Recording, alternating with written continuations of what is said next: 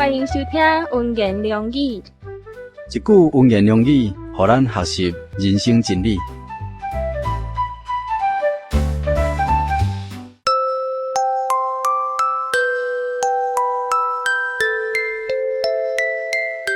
你若有迄气的，真拢亲像草，伊的用语拢亲像草顶的花。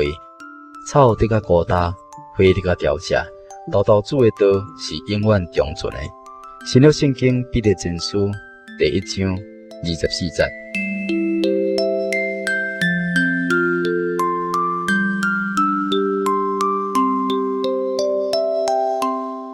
世界上的人会当讲是560亿人口，确实亲像一大片的青草，生长伫地面上，其中佫生出一寡小花蕊，看起来敢若亲像足水、足美丽。可是秋天若是到的时阵，草就得较要孤单，花就得较要凋谢，就成做一片黄色的草布。搁再过一寡时阵，咱就啥物拢无看见咯。一直等到大地回春的时阵，才搁再生出一匹新的青草，开一寡新的花蕊。对人来讲，100年也是安尼。世界上完全搁换了另外一批人咯。以前迄一批人呢，也拢已经老咯，已经离开世间啊，凋谢去啊，变成做枯骨甲尘土。人比青草有好偌济呢，不过是年数比花草搁较济尔，而且美貌青春更加是转眼就消失了。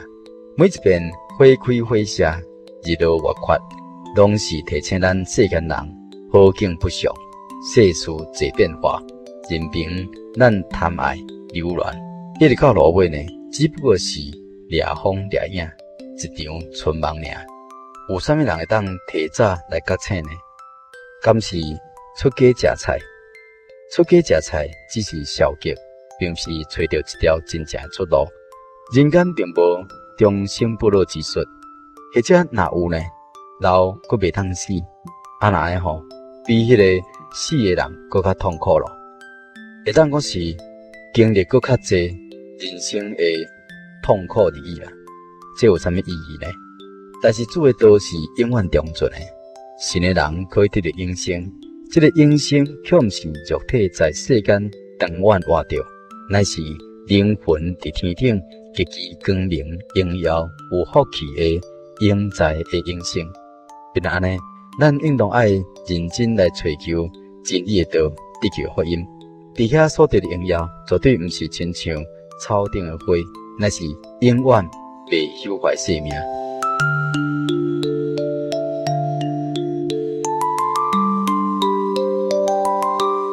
你若有迄气的，真拢亲像草，伊的用语拢亲像草顶的花。草得较孤单，花得较凋谢，豆豆子的道是永远长存的。新约圣经彼得前书第1章24节。